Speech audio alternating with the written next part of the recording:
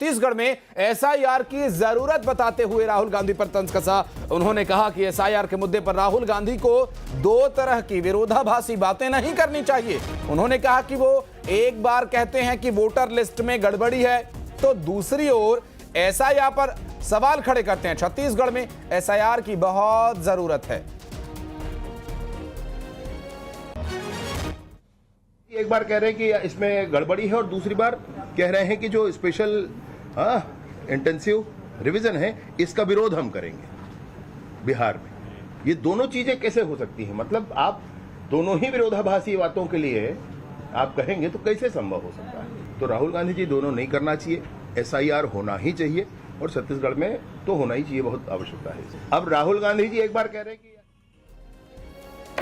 तो ये जो स्थिति है आप समझ सकते हैं इस बारे में, चूंकि जिस तरह से प्रदेश के उप मुख्यमंत्री का ये बयान सामने राहुल गांधी को निशाने पर लेते हुए उन्होंने कहा कि एसआईआर की आवश्यकता तो अब छत्तीसगढ़ में भी, और छत्तीसगढ़ में देखना होगा कि क्या आगे स्थिति रहती है। क्योंकि जो अब तक हम देख रहे थे वो विवाद, वो विषय अब यहाँ और तेज़ी पकड़ता हुआ देखने को मिल रहा है, जो कि अभी तक बिहार तक सीमित था और अब ये छत्तीसगढ़ में भी इसकी चर्चा होने लगी है।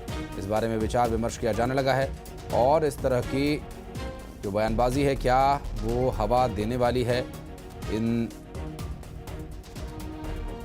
मुद्दों को, इन परिस्थितियों को देखते हुए, ये कहना भी अहम होगा और ये भी देखना महत्वपूर्ण होगा कि इस बारे में अब आगे क्या कोई प्रतिक्रिया भी आती है।